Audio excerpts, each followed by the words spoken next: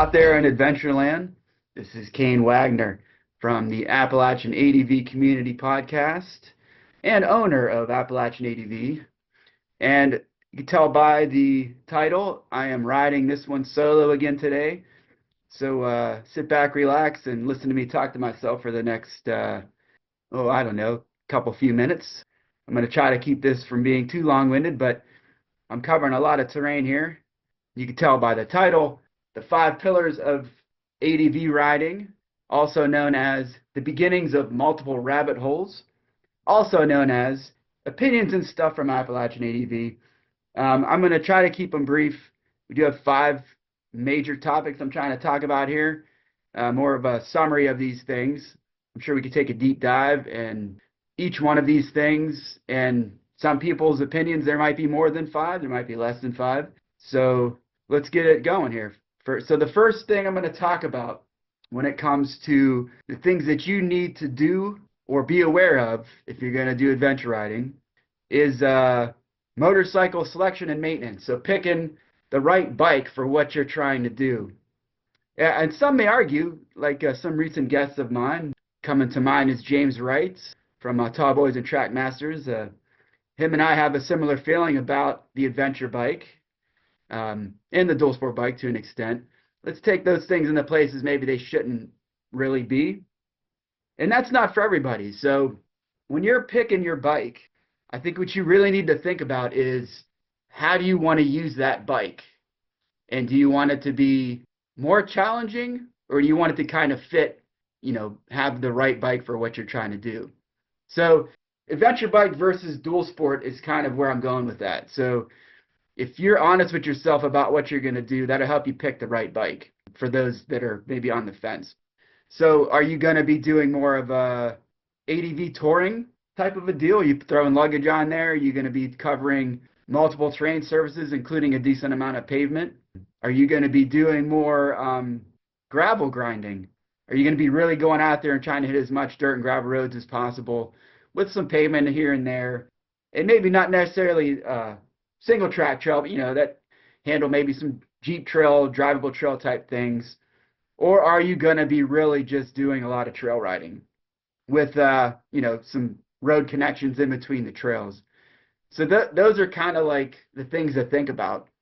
And for those first couple, an adventure bike is perfect, whether it's where I like to be is the mid-range, but those big GSs and Honda Africa Twins, those big heavy bikes are really great for adventure touring. They're really comfortable. You have a great posture when seating, so it helps you ride a bit longer. You sit kind of higher on these adventure bikes, so you have a really good view, from side to side, so you can have a really comfortable ride on a big adventure bike if you're going to do some touring with luggage. If you're going to be just hitting the gravel roads mostly and some Jeep trail, drivable trail stuff there, same deal. That big adventure bike is going to do great there. The mid-range adventure bike will also do really well there. That's kind of what it's built for, is really a lot of gravel grinding and some dirt roads. Also a larger dual sport, kind of like them DR 650, Honda XR 650, like those bikes are great for that as well. And truthfully, those can even be modified to tour if you put a more comfortable seat on it and that kind of thing. If you're going to look to do a lot more off-pavement riding, you're going to be hitting the trails, whether that is, ATV trail, drivable trail, some single track here and there. Your adventure bikes will do it for sure. The bikes can handle way more than what people think. But it's heavy. You're going to drop it. So do you want to have to pick up a big heavy bike a lot? Or do you want to have a slightly easier time riding where maybe you won't drop it as much, and when you do pick it up, it's not as heavy? So a dual sport bike, more of those big DR 650s, those are still perfect there. They'll hit those things. KLX 300, Honda CRF Rally, those types of bikes are perfect. And truthfully, like I kind of mentioned earlier, any one of those bikes mentioned can do any one of those 3 things. It's what are you going to be more comfortable with handling? Long touring is going to be rough on a KLX 300, but you could do it. Maybe expand a gas tank, seat, a little wind deflector. So any bike will do any of those things. Or even bikes that I'm not mentioning. We've had freaking Shadow Nighthawks out there on the trail with us. So any bike can do anything you want it to do, really. You just got to pay the price to do that. But for me, having multiple bikes is a great answer. And I know not everybody can do that. So finding that unicorn bike is kind of what a lot of people are looking for. And truthfully, it's just not out there. You're not going to find one bike to do them all super excellently. They're all going to have limitations. They're all going to have things that they struggle with and things that they're great at. But having a multiple bike setup is always great. You know, having the T7, the KLX 300, the Husk, 310 to a lesser extent. Haven't been riding that one as much. Those are all great bikes. They all have a different purpose. I try to ride my Tenere into all those things as much as possible, but when it comes down to it, the KLX or the Husk are going to go better off-road, and the Tenere is going to be better at adventure touring. But all those bikes can do all those things, like I said. With that, we'll stick with this whole motorcycle selection and maintenance first pillar. But maintenance schedule is something that you really need to pay attention to. There's nothing worse than going out on a ride and somebody having mechanical issues. And it's even worse if those issues could have been completely avoided by holding to the maintenance schedule. So whether you're going to go out there in the garage and bust knuckles yourself, or take it to a shop, or do some combination of the two, which is kind of what I end up doing, stay on top of it. You have to make sure your bike is ready to ride before you go out to any time you're going to take that thing out, whether it's just going on a ride by yourself with a group of buddies or coming out to an event. Stay on top of maintenance. It's out there. It's in there for a reason. It helps you mitigate issues that can potentially come up while you're out there. I'm not a mechanic by any means. I can definitely do a lot of the maintenance myself. I've kind of had to teach myself a lot of that stuff, or I've had friends that I can lean on to help me out. Or I got, you get the shop manuals. I always get the big shop manuals for each bike I have. YouTube's great. People out there are really great at doing maintenance. So it's doing a combination of those things will help you get through a lot of stuff. But there does come a time where maybe you need a professional to jump in and have them take it over. So, having a relationship with your local dealership or wherever you bought your bike from, if you bought it new, is always a good thing. Then you kind of know, you get to know the shop. I've definitely have been to shops where the mechanics were a little suspect, and I've had some issues after taking it to a shop. But for the most part, a lot of those shops are pretty good. So if you get out there, get a relationship with them, it's a good way to go. Another thing to think about is if you do some maintenance or have maintenance done to the bike, before you go on a group ride or out to an event, you really want to take a double check of that bike. So take it out for a quick ride around the neighborhood, make sure everything sounds right, feels right, nothing weird has happened and nothing's leaking. And, check all the bolts, make sure things are all tightened up, depending on what you guys did. So that's always a good thing to do. And some of I'd say the most common roadside or trailside issue is flat tires.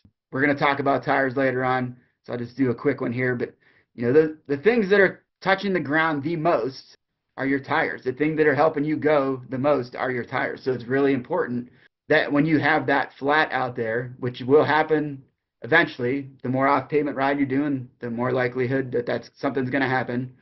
Knowing how to change your tire or tube or patch that tire or tube, depending if you're running tube or tubeless, is really probably the best thing to know if you're not a mechanic, if you don't want to do your own work. I would say for sure, buy some spoons, buy a patch kit, buy a spare, or use an old tube or an old tire that you've taken off the bike and practice.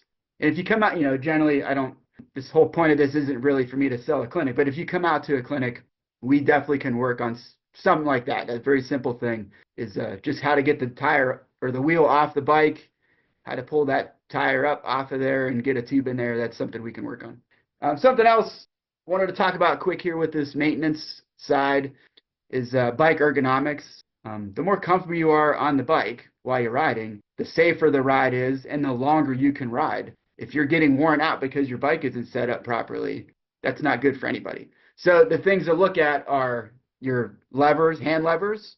Generally, when you buy a new bike, it's set up for street riding. So you have to kind of look at those levers. You're going to be standing a lot on an adventure bike. Even on a dual sport bike, I stand less, but I still stand. So those levers should be kind of angled down so that when you're sitting or standing, your hand, wrist, forearms are in comfortable positions. so that you're not wearing yourself out. And another thing to think about, I do this for my big bikes and my small bikes, having bar risers on there. It opens the cockpit a little bit more. When you're standing, it gives you a little better stance. And talking about standing, another thing to think about is a lot of OEMs don't put the nicest foot pegs on their bikes. And they have a rubber insert. If you're standing a lot and you're standing on a rubber insert that has an arc to it, you're putting a lot of pressure on one place in your feet. The grip is an issue because if you're on the rubber, it gets wet, it's slippery.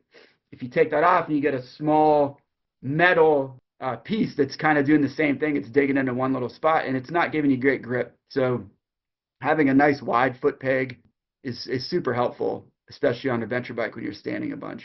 And then the last thing we'll talk about here as far as motorcycle selection and maintenance is the tire rabbit hole. So this one, probably the biggest hot topic for people coming out to a clinic or to one of the events that has more dual sport type riding is my tire good enough? So I don't really ever answer a question.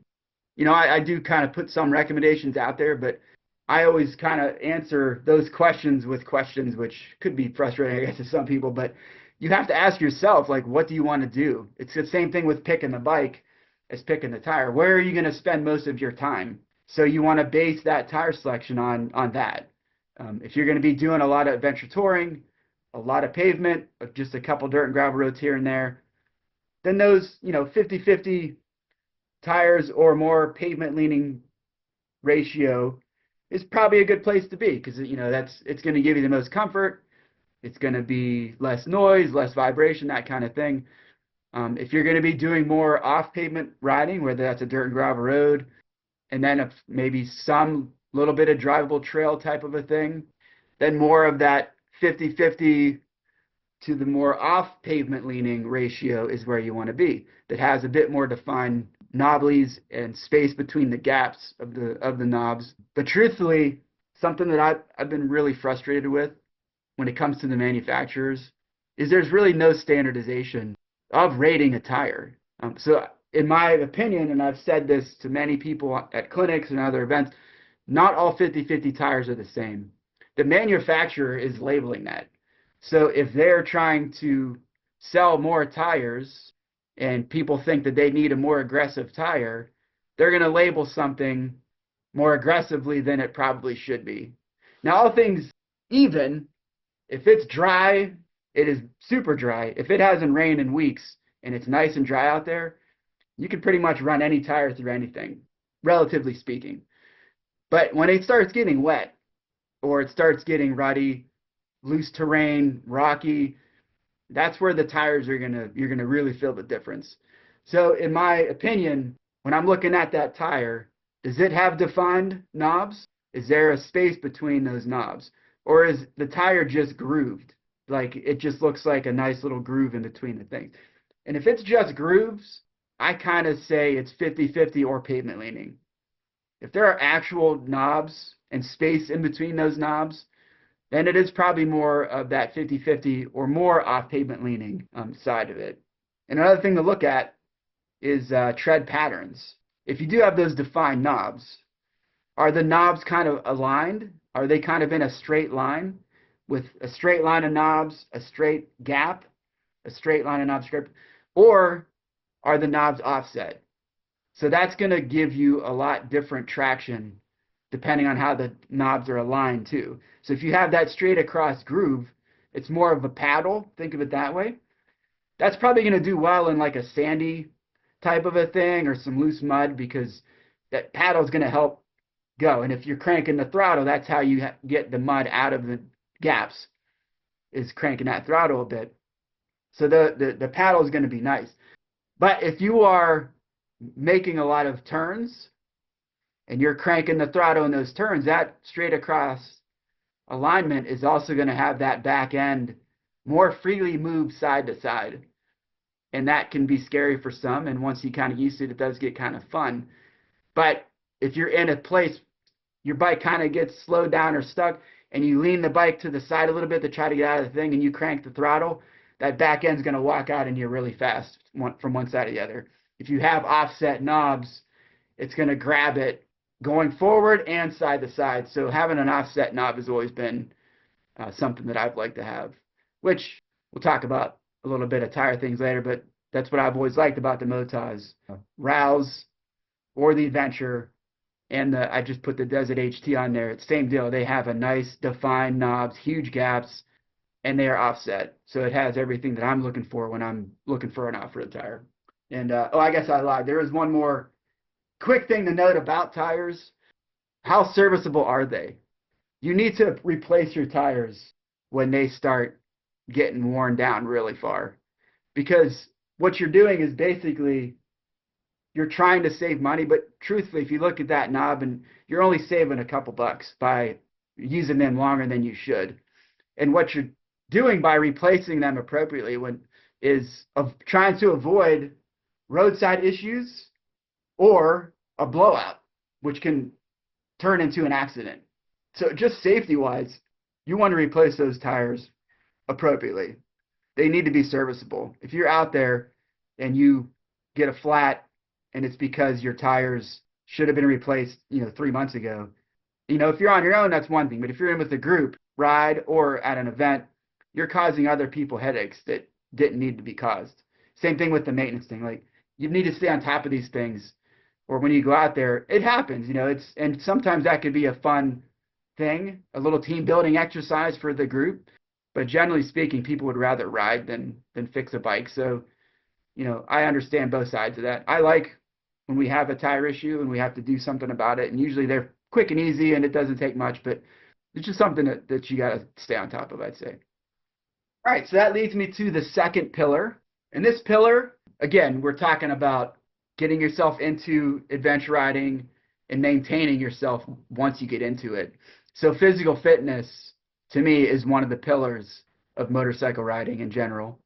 And actually, like my buddy Mike, who was on the podcast recently, he reached out to me, and he had a broken leg not too long ago, and he kind of suggested me maybe doing one of these riding solo things about fitness and off season and stuff. I kind of took that idea, and I already had this 5 pillars thing in my head, and it was on my list of articles to write.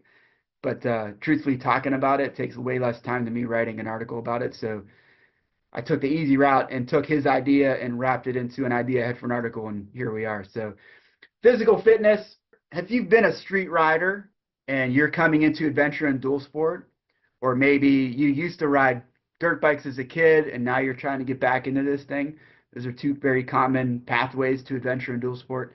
People don't realize that it's much more physical to ride an adventure and a dual sport bike. There's more rigorous demands on your body versus a normal street rider.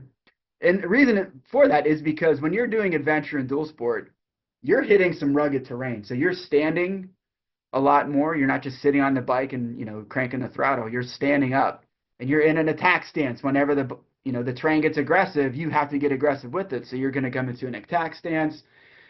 You're going to be shifting your body weight around a lot more on the bike and pushing your weight into the bike, or pushing the bike with your weight.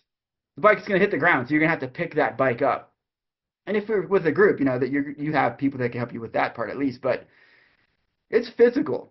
You're out there, you're working. It's a workout to ride adventure and dual sport. I mean, it doesn't have to be. If you're just hitting dirt and gravel roads, yeah, you're going to stand up. You're still going to have to get in that attack stance once in a while if rocks get loose, or you're hitting a bend, a nice sharp bend. You're going to want to be prepared for that. If you're hitting bumps or potholes or something like that, you don't want to be standing straight up and down, because you're taking all that shock into your joints. Your knees and your back are going to take all that. So if you're not bent at the knees in a loose stance, you're going to take a beating. So you just really need to be in some type of shape. And you can do that by working out. You can also do that by just riding more often. They say, that whole 10,000 hours thing. The more you ride and the more you're out there practicing, the more in shape you're going to get as well. But a lot of us during the off season here, and across the whole northern end of this country, we have to deal with the winter and snow, and not like this year in particular. It was tough for a lot of people to get out because it was just so freaking cold off and on. We get snow off and on. So you're not really getting out and you're not able to ride. So having a good physical fitness routine to do during the off season and even throughout the year, it's great. Basically, I kind of mentioned like your physical output increases exponentially kind of the further you go off pavement. So the more aggressive riding you're doing, the more physical you have to be. You're going to have to increase your workout intensity too, depending on the type and style of riding that you want to do.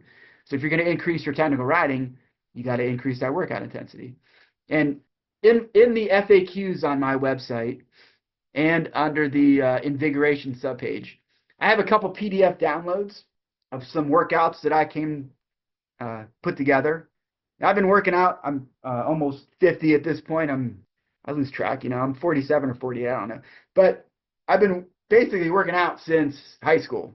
I did a combination of powerlifting through high school. When I joined the military, I still played football a couple years, but my roommate was a bodybuilder. I wasn't trying to be a bodybuilder, but I used a lot of their workouts and techniques in my powerlifting, so I started kind of building workouts at that time. And then I coached football for 10 years. I was a strength and conditioning coach for our team, and just with friends. Like I played personal trainer for a lot of friends over the years, and for myself, really. I don't really go to the gym anymore. I have everything I need in my basement to work out. So I wanted to put something together out there for people to take a look at. Not that they need to follow the thing exactly, but what I tried to concentrate when I started gearing this workouts towards the motorcycle was strength, stamina and conditioning, and balance. And I kind of took that from when I did my triathlons. I kind of did a very similar routine for that. But along with that, really, you need to really eat well. You shouldn't be eating junk all the time. Like you should probably have a really good diet that goes with that, just in general. But the strength, I do the workouts that I put in there. You can use your body weight, or if you just buy a couple sets of dumbbells, have a pull-up bar. I have a balance board I threw in there a couple years ago. So, it's minimal amount of equipment, and you just need a space to do it. And you can do this at a gym too, not that you want to do it in your basement like I do, but if you have a space, that's all it takes. So it's usually like a lot of push-ups.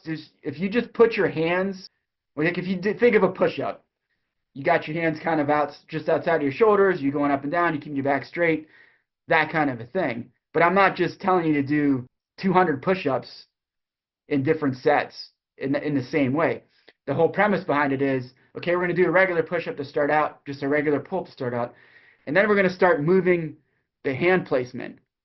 And depending on where you put your hands, you're hitting slightly different parts of your muscles. So just by moving your hands around, you are hitting multiple parts of your body. So you're not just doing 200 regular straight push-ups. If you keep going with it, yeah, you'll do a few hundred push-ups in a day, but they're in such different forms and fashions that you're hitting all kind of different parts of your body. Generally speaking, when you're doing a push-up, you're not only hitting your chest. A push-up's also hitting your shoulder, more so the front of your shoulder, and your triceps. And if you're doing it right, you're also holding your core in a way that you're actually working your core a little bit as well.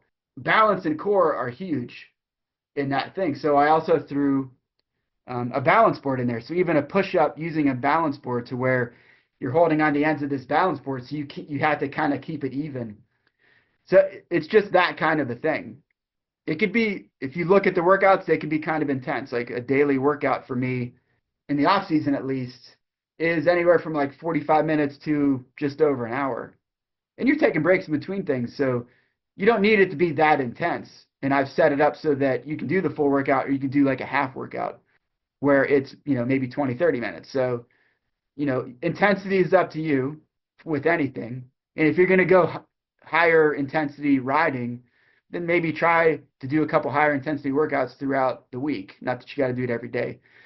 And for that stamina conditioning, what I've been doing is I have a version of plyometrics that I use, just going out for a mountain bike ride or a bicycle ride, or I don't run as much anymore as I used to, but going out for a run, that kind of a thing. But what I'll say to end this whole physical fitness pillar is, don't take my word for it. Don't just jump into it hardcore. You should probably consult a physician, your physician, or reach out to a professional trainer and inquire with them before you start anything. I've considered myself an amateur trainer. That was something I thought I might want to do when I was younger, but I never did the professional thing. So This is just me suggesting stuff. And generally speaking, if you are going to jump into it, I wouldn't jump straight into one of the high intensity 1 hour workouts. If you're coming from nothing, you are just going to destroy yourself. You're going to be sore for multiple days, and it's going to turn you off from working out. So ease into it. When I first start working out in the off season, yeah, I've been riding my bike all year, but I'm going to start with like a 15, 20-minute workout. And I'm going to probably start with more of a circuit training type of a thing, to where I'm not just doing chest or just chest and back. I'm going to do a chest thing, a back thing, a bicep thing, a tricep thing, quad thing, a hamstring thing, a calf thing, and I'll throw sit-up things in between those things. So I'm hitting like a full body workout because it's going to be a shock to your system. The more you do right out the gate, you're going to be able to do more than you'd think, and you could easily outdo it, and then you're going to be sore for multiple days, and then it's going to be harder for you to want to keep doing it. So just do a little bit at the beginning, maybe every other day, and then go every day, and then increase the amount of time each day, and then you can jump into, instead of circuit training, do a chest back routine, arm shoulder routine, a leg routine, a core routine, and then add intensity to that and increase your time in there. So ease into it, I guess, is my final word on the physical fitness thing. All right, pillar number 3 is crash protection. And when I talk crash protection, in this case for my pillars, I'm bringing bike and body into that. So you want to have crash protection on your bike, and you want to have crash protection on your body. Kind of like I mentioned in the beginning, making these 5 pillars just to kind of make it easy to make it a summary, but you can easily break a lot of these things out and give them their own individual thing. But I like to push crash protection into one. So crash protection in general, you use it to mitigate potential injury or potential mechanical issues. And truthfully, the most common injuries when it comes to body protection is your head and your eyes and lower leg and foot. So those are the most common places for people to get injured. Doing off-pavement riding, we're kind of talking more about that. You're out in the woods, so you are dodging trees, you're going over rocks, you're doing all kind of crazy things, going over logs. Your head sticks out, your eyes are right there. A lot of things can come flying up, or your body might get a close look at the ground. You want to have stuff on your head, off-road style helmet or adventure helmet, and you want to have something over your eyes, whether it's safety glasses, goggles, or if you have a shield on your helmet, those things. Things are going to come flying, dirt, dust, rocks, sticks, branches, all kind of stuff. Same thing with your feet. So your feet are down there, and they're going to come off the peg sometimes. You're going to dab and touch the ground, or you're going to be balancing a bike and take a foot off the peg to kind of balance bike, and you're going over the same terrain. You're going over rocks. Rocks are going to kick up. Branches, logs, things like that are going to kick up, and your feet are down there by the ground. So you're going to get the most impact potential in that head and in the lower leg and foot. My biggest advice to people when they ask me about this stuff, or when I have people come to a clinic, is I understand motorcycling can be expensive. Bikes are not cheap. Gear is not cheap. But you can probably skimp a bit on a used bike. You can skip a bit on some other things when it comes to motorcycling. But you definitely want to get the best protection around your head and eyes and around your lower leg and feet. So helmet with eye protection and boots are the 2 most probably important things to put on your body to help yourself mitigate some issues.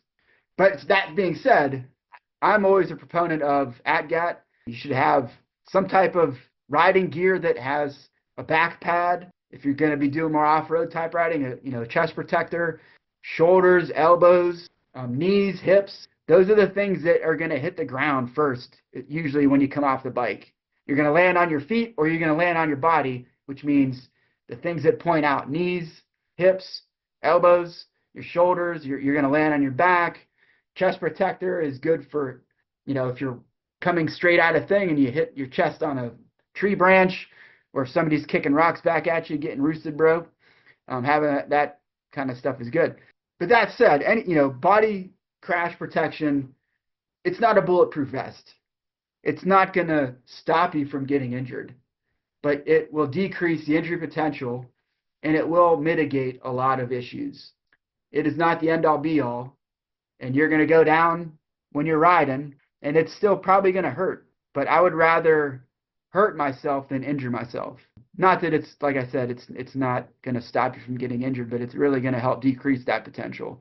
So I've always been a huge proponent of, putting as much protection on yourself as you can, especially if you're riding in loose terrain.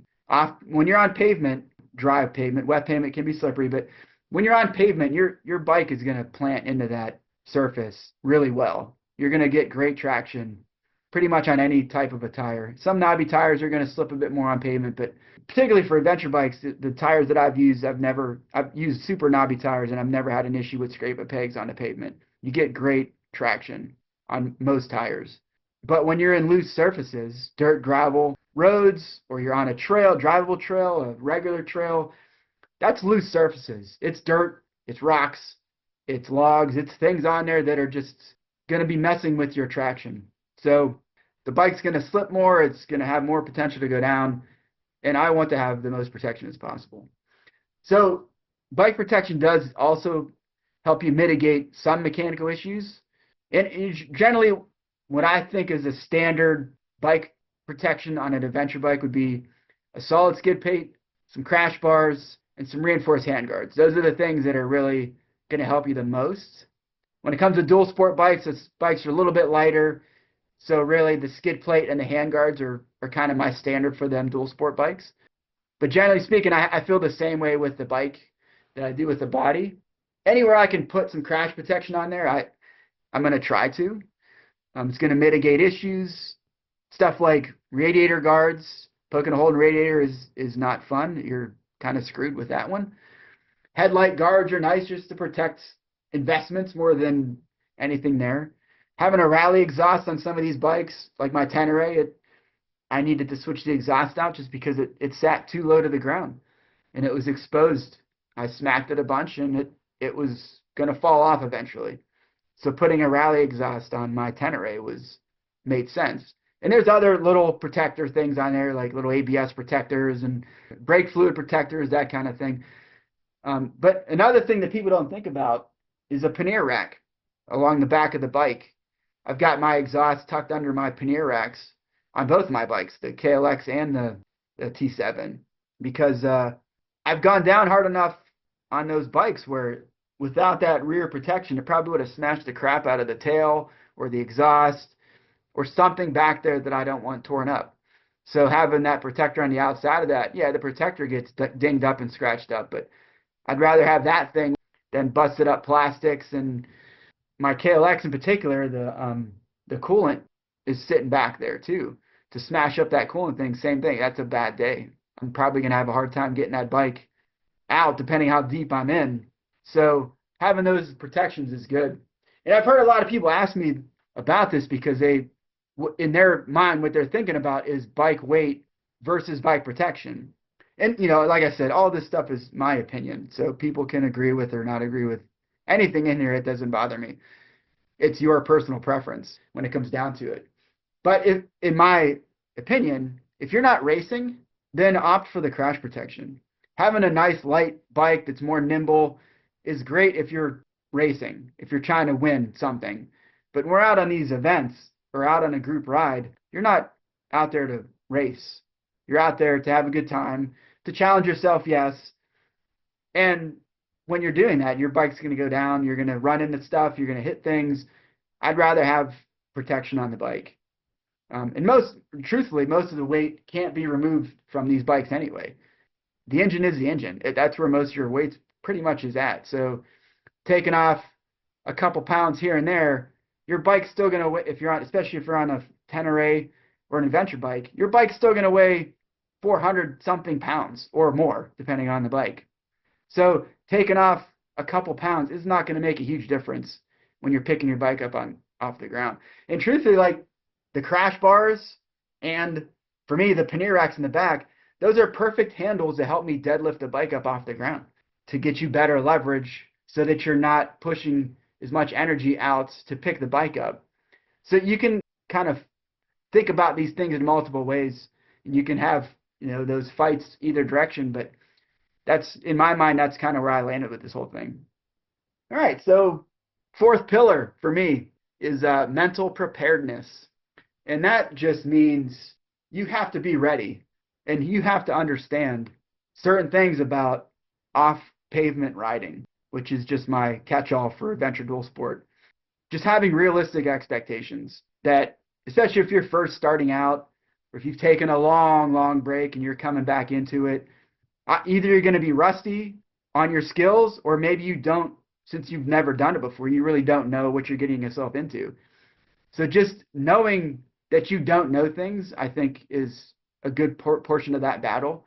And having those realistic expectations, it helps not drag you down mentally. So if you're out there and you're riding and you're falling a bunch, that's just normal. That's part of the growing pains of learning how to ride off pavement. It's the bike's going to go down, and learning those techniques to help you not fall as much as what you're trying to get at. So it's just natural. You're going to fall.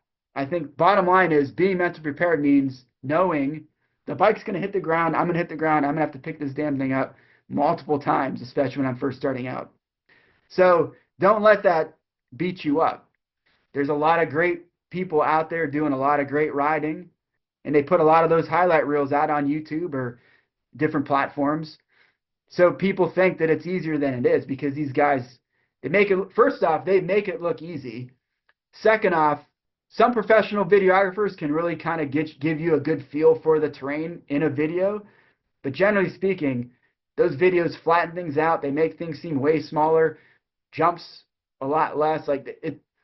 So when you're watching those things, you have to just understand that it's harder than it looks. And you're going to fall when you first start.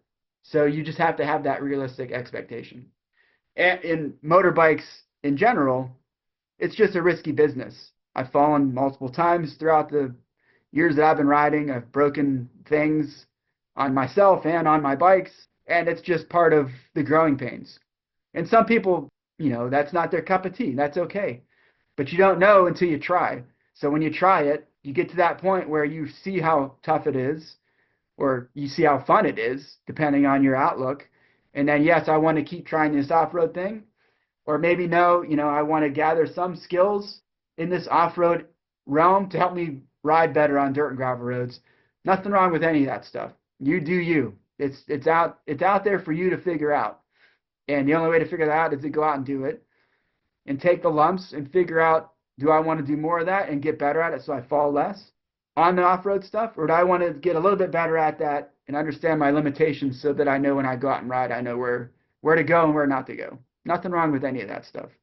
But the bottom line with that is failures, quote unquote failures, are learning experiences. So they're not failures. Like, yeah, you're going to fall. You're going to go down. You're going to do something incorrectly.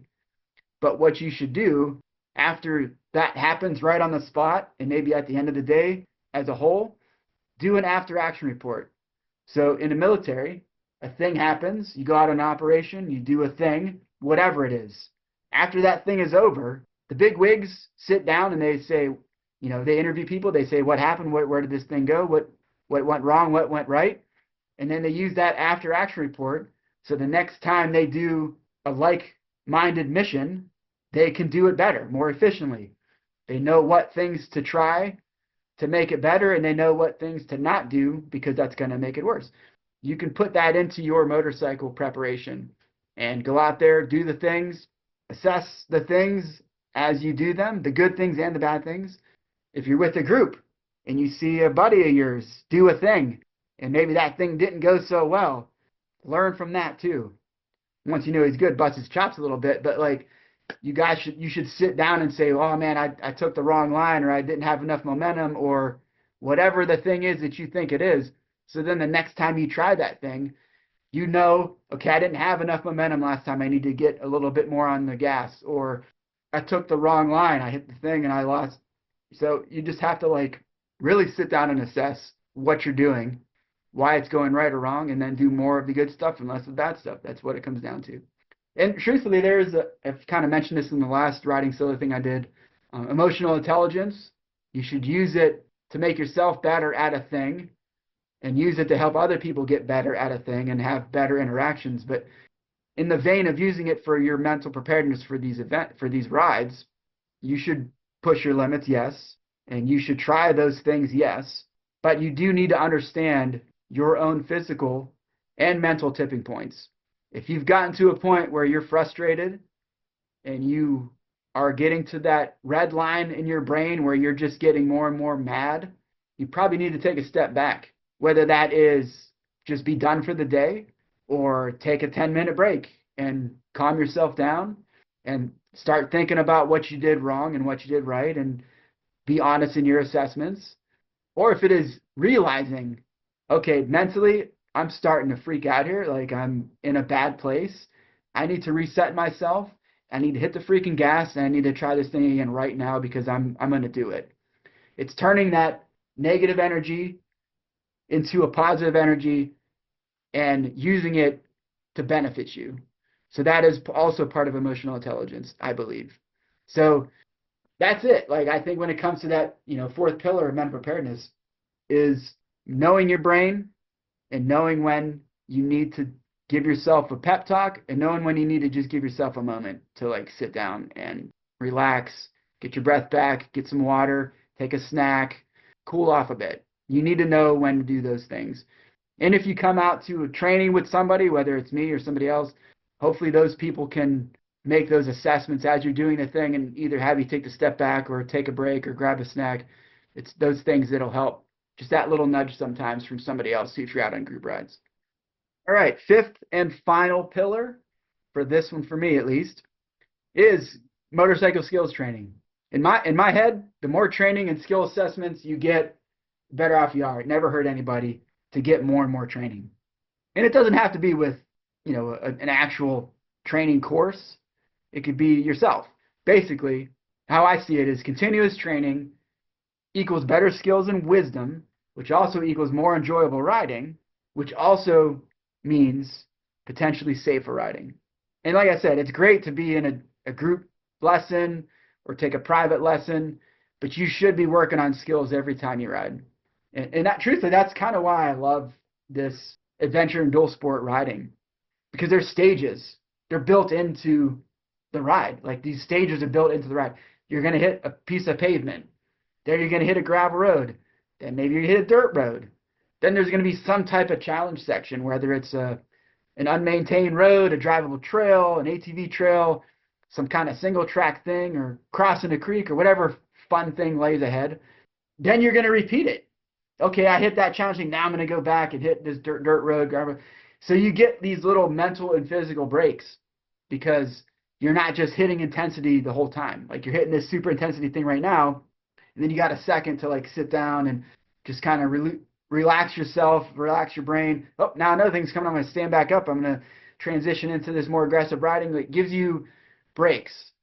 So as you're doing that, you're just automatically being able to like reassess yourself as you're going through the things. You're getting moments. And what you should be doing when you hit those challenging pieces is, I kind of mentioned earlier in this that we're not racing, but you are competing with yourself every time you go out and ride. I feel like if you're really trying to gain some skills and some wisdom, you're going to go out there and you're going to compete with yourself. So you're not trying to cross the finish line before somebody else. You're trying to hit that hill climb. You're trying to hit that line. You're going to try to jump over that log or cross that creek better each time you do it. Especially if you're riding in similar areas, multiple times. That's a good way. You don't technically need like a acre of land to like set up your own little cones and blah, blah, blah. You could just ride in those same areas. You're used to the areas. You're familiar with the terrain. Then once you're familiar with that terrain, take the opportunity to use more of it. So hit that thing at a different angle, go at a different speed, try to climb at a different spot. Maybe you've been hitting a easier hill climb piece, but right next to it, maybe there's a rockier spot that has loose stuff in it. Hit that instead. Get into a rut instead of trying to avoid it. Go into the rut. Try to go through it with your feet on the pegs without touching the ground, keeping the bike balanced. It's those little things that will help you get better. You want 10,000 hours, I agree with the premise of that. But if I'm just going out on autopilot for 10,000 hours, I'm really not going to get better. Like you have to like go out there and like mentally prepare yourself and think about, am I getting better or am I just out here for a cruise? And there's nothing wrong with just relaxing and going out for a cruise, for sure. You should do that too. But I think you really need to push yourself to get better. You can't just go out there and laissez-faire it. Like it just doesn't work that way. So that's the 5 pillars I got for you. So that, to recap the 5, we got motorcycle selection and maintenance. Pillar 2 was physical fitness. Number 3 was crash protection for bike and body. Pillar 4, which may be the most important one, is mental preparedness. And then that final 5th one was motorcycle skills training. And, here at Appalachian ADV, what I've tried to do since I've come up with these things over the years, these 5 pillars, that was really kind of like my roadmap for Appalachian ADV to try to attempt to provide that, along with, building a community, like these very specific things. I guess community maybe could be the 6th pillar, since we've talked about that in the past. But, my goal is to provide these through running riding clinics, through running the events like the rallies and the tours, and just through the collaborators that I kind of started working with. So going, to the 1 pillar with, protecting yourself, Griffin Riding Gear. I think they're a great company. They're mom and pop. I try to really highlight mom and pop organizations whenever I can, and Griffin fits the bill for sure. So anybody comes out to anything that I do throughout the year, we get a 15% discount to you to get some riding gear. And then the other one, talking about that maintenance part maybe, and I hit tires in a couple of these pillars, I'd say, is Pacific Power Sports. They're also a BDR supporter. That's kind of how I hooked up with them. And for me, I always loved Motaz tires. It's been my favorite that I've used out of all of them. And I really enjoyed Barkbuster handguards. Those are my 2 go-tos when it comes to the adventure dual sport bikes. So partner with them too, where they give a 10% discount to Motaz or Barkbusters. They also sell some other things on their website, and that 10% coupon code that I give out is good for anything on there. So that's a couple examples of groups that I actively try to seek out to try to give something back to the, my Appalachian ADV community. And hopefully I can get some door prizes from other companies, that I've worked with, so we can give away some other stuff like that and highlight some of their things. Something else that we've done with Appalachian ADV was I recently got my wilderness first aid certificate through Survival Med. And that's probably more for like the tours and the clinics. That kind of comes into play more there. If you're at a rally and you're following me around in my group, that helps there. But some of the other groups, there's people like that in them for sure. But, that was my thing, was I wanted to try to be as safe as possible out there. And I think having some type of wilderness first aid training, or you've taken some courses or classes or familiarity with it, I think is always a good thing for anybody. And that's kind of why I've, my buddy Josh Hudson, who was also on the podcast, is coming out to the Fool's Ride and to the Allegheny Jamboree. And he's going to do a little wilderness first aid course called Biker Down, Now What? So he's going to run people through some scenarios and have some hands-on stuff with it, which is great. So providing some of that, at the rallies was also a focus for me this coming year. And I also just happened to hook up with SkyMed. SkyMed's also going to come out to the Fool's Ride and to the Allegheny Jamboree. And, they're a company that basically provides you coverage if you get injured while you're out in the wilderness. So let's say you're on the Colorado BDR, or if you're real lucky, you're out in Patagonia, or you're over in Mongolia, and you get hurt. These are the guys that they provide some great coverage, to get you to where you need to be to get help, and then they provide some benefits after the fact too. And so they've also wanted to highlight, that part of motorcycling. It is risky business, like I said before. So having that type of preparation is always great. And another person that I've kind of collaborated with starting last year was BJ Hessler with DC Dirt Camp. She's come to the Fools last year and Jamboree last year, and she's coming to both of those again this year. For the Fools Ride, she's just basically coming to hang out and giving away a door prize for one of her training classes.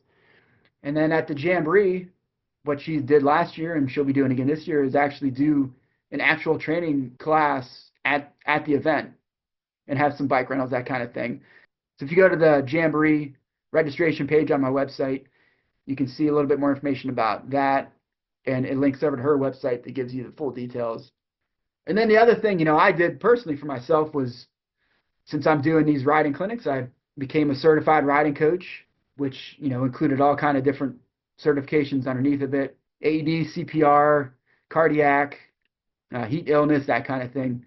So that, benefits me for the clinics and the tours. Again, just trying to provide as much stuff to this community as possible has been the goal. Also, the goal with this particular podcast is just trying to give people a feel for the things that are, at least I feel, for Appalachian ADV and for myself, have been important. So I think at that, I'm done talking. It's been long enough. If you stuck with me, I appreciate it. We got some more good guests coming up on the podcast, and it's getting really close to the actual season. We got my first clinic coming up in a few weeks. And the Fool's Ride will be here before you know it, and then we'll be right in the thick of everything, man. I'm looking forward to, getting people out, getting them all muddy and dirty and sweaty and tired, and picking your bikes up and having a group to help cheer you on and high five you and joke about it around the campfire at night, man. That's the whole point. So on that note, as the Appalachian ADV clinic battle cry states, experience gained is wisdom earned. And the main motto of Appalachian ADV: have fun, take chances.